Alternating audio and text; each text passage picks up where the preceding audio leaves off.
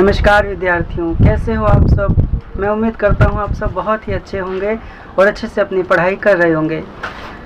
आज की वीडियो में हम शुरू करने जा रहे हैं 12वीं कक्षा का विषय अर्थशास्त्र। ठीक है, अर्थशास्त्र विषय वैसे तो 11वीं कक्षा में आप सब इसको अच्छे से पढ़ चुके हैं कि अर्थशास्त्र क्या होता है, कैसे काम करता है। फिर भी हम इसको दोबारा से रिवाइज करेंगे। हमारे 12वीं कक्षा का पहला अध्याय रहेगा व्यष्टि अर्थशास्त्र क्या है, क्योंकि हम अर्थशास्त्र विषय पहले ही समझ चुके हैं। अब हम देखते हैं व्यष्टि अर्थशास्त्र क्या है। देखो, अर्थ और शास्त्र, अर्थ का संबंध होता है धन से। शास्त्र यहाँ एक वैज्ञानिक पद्धति है, वैज्ञानिक पद्धति, यानी कि अर्थशास्त्र हुआ हमारा धन कमाने की कोई वैज्ञानिक पद्धति, धन अर्जित करने की कोई वैज्ञानिक पद्धति या धन का उपयोग करने की कोई वैज्ञानिक पद्धति। व्यष्टि क्या है फिर? व्यष्टि का अर्थ होता है माइक्रो,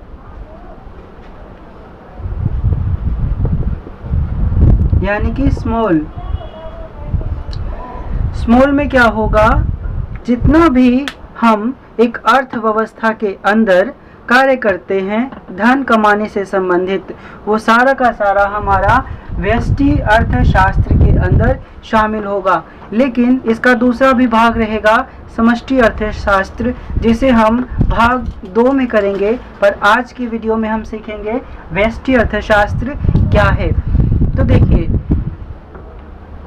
अर्थशास्त्र जो है वो राष्ट्रों के धन की प्रकृति तथा कारणों की खोज है, ऐसा अर्थशास्त्र के आधुनिक अर्थशास्त्री एडम स्मिथ कहते हैं।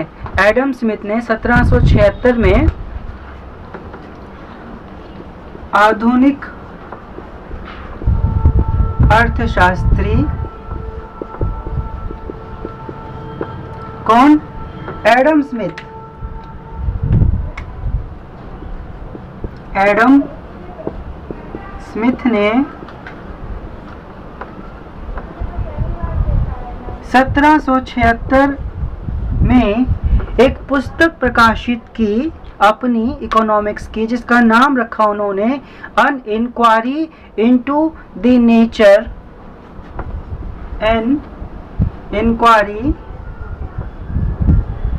Into the nature, an inquiry into the nature and causes of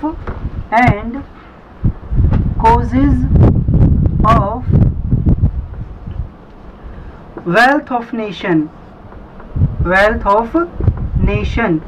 उन्होंने अपनी इस पुस्तक में कहा कि अर्थशास्त्र राष्ट्रों के धन की प्रकृति तथा कारणों की खोज है। अर्थशास्त्र राष्ट्रों के धन की प्रकृति तथा कारणों की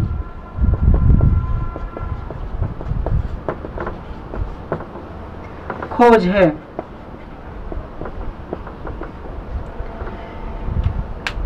एडम स्मिथ ने यह परिभाषा दी। आधुनिक अर्थशास्त्री हैं। 1776 ईस्वी में इन्होंने अपनी पुस्तक प्रकाशित की, जिसका नाम है an inquiry into the nature of causes of wealth of nation. अर्थशास्त्र राष्ट्रों के धन की प्रकृति तथा कारणों की खोज है।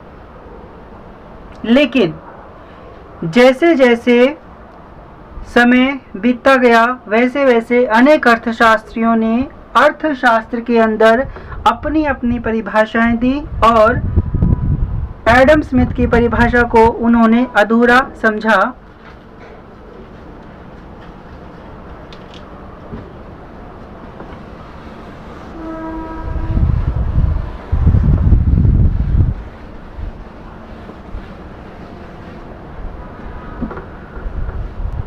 उसके बाद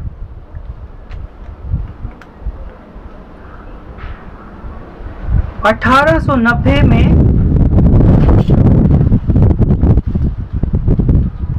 डॉक्टर मार्शल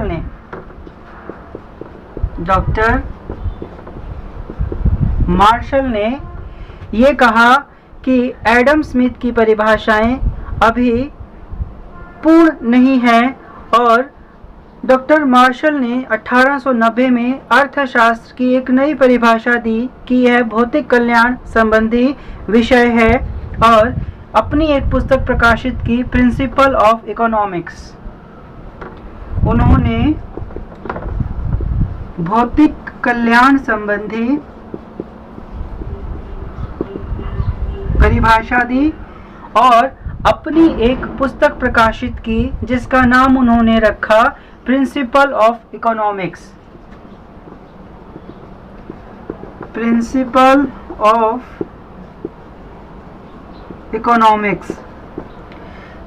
ऑफ इकोनॉमिक्स में डॉक्टर मार्शल कहते हैं कि अर्थशास्त्र न केवल राष्ट्रों के प्रकृति और कारणों की खोज है धन संबंधी विज्ञान के रूप में, बल्कि ये भौतिक कल्याण संबंधी विषय है जिसमें मनुष्य अपनी भौतिक आवश्यकताओं की पूर्ति के लिए कार्य करता है।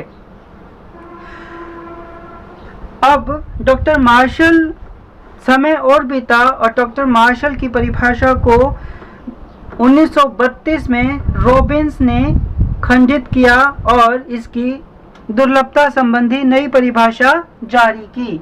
कब? 1932 में। किसने? रॉबिन्स ने।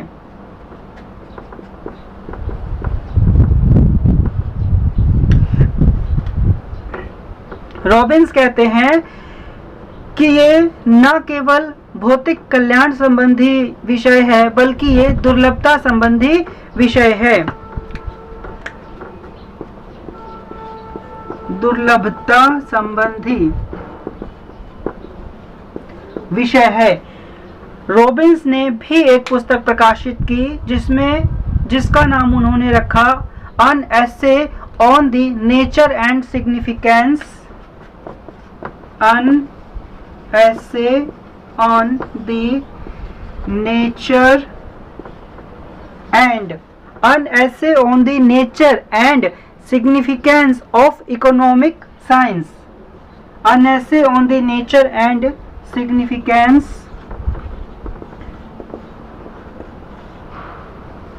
of economic science.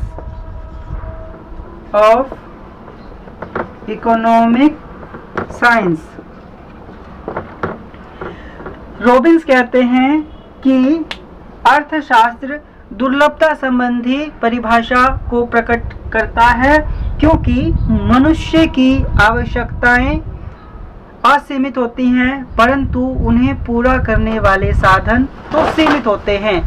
इसलिए इन परिभाषाओं को रॉबिन्स ने परिभाषित किया 1932 के अंदर। समय बीतता गया और अर्थशास्त्र की अनेकों परिभाषाएं आती रहीं।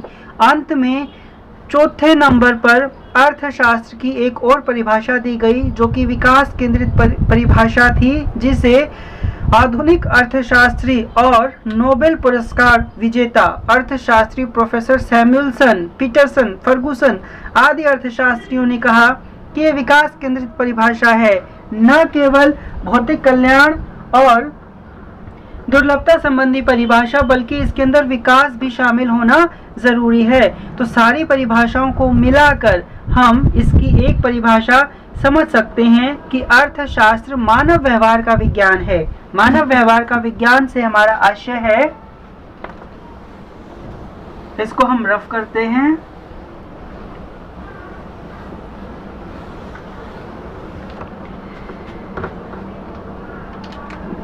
देखिए,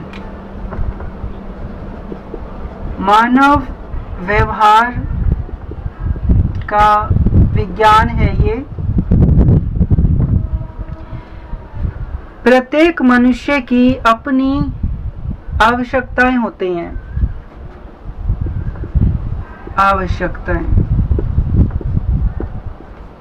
आवश्यकताएं असीमित होती हैं।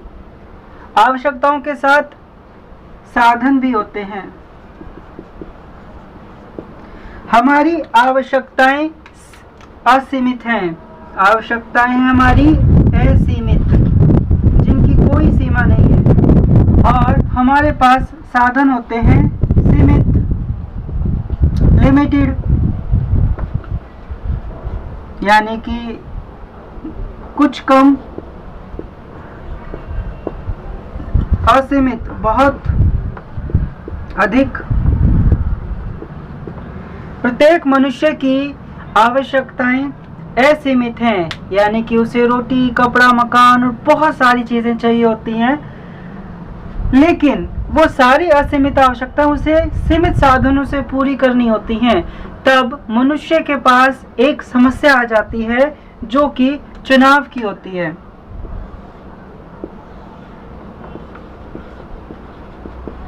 चुनाव या चयन की समस्या।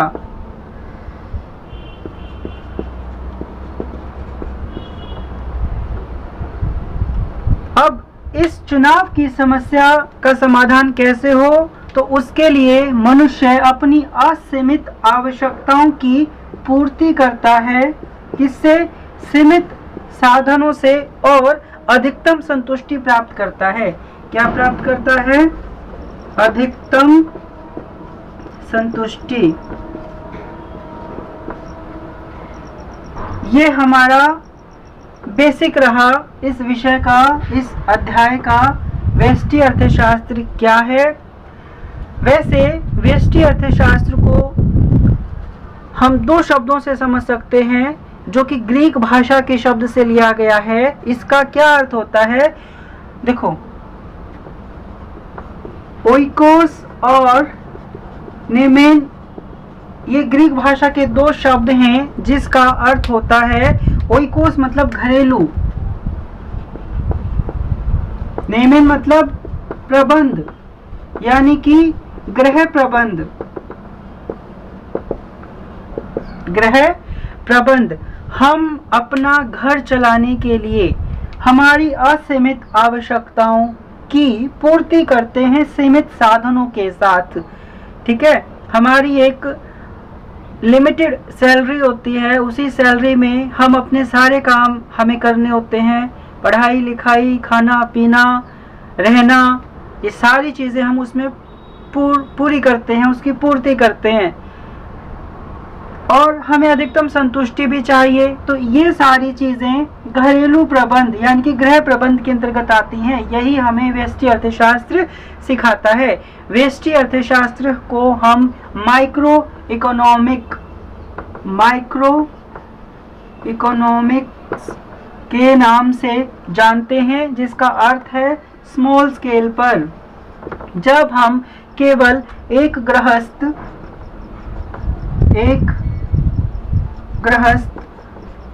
एक फर्म आदि के बारे में, या एक उद्योग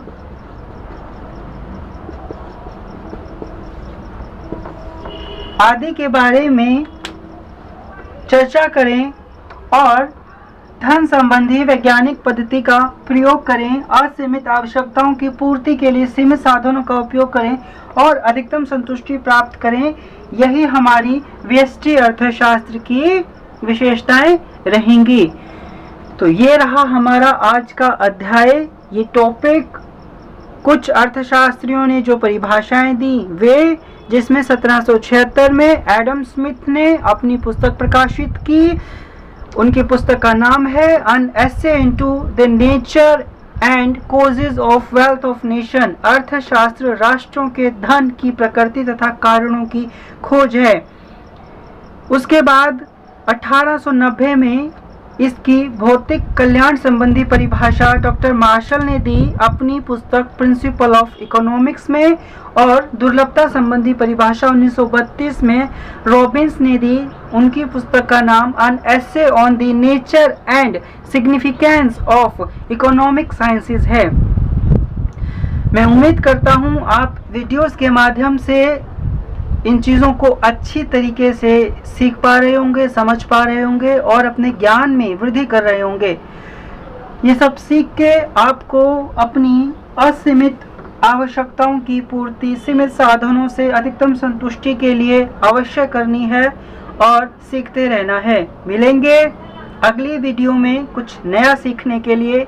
तब तक अपना ख्याल रखिए और पढ़ते रहिए। यदि चैनल पर पहली बार आए हैं तो जल्दी से चैनल को सब्सक्राइब कर लीजिए। वीडियो यदि अच्छी लगे तो जल्दी से वीडियो को लाइक, कमेंट और शेयर कीजिए।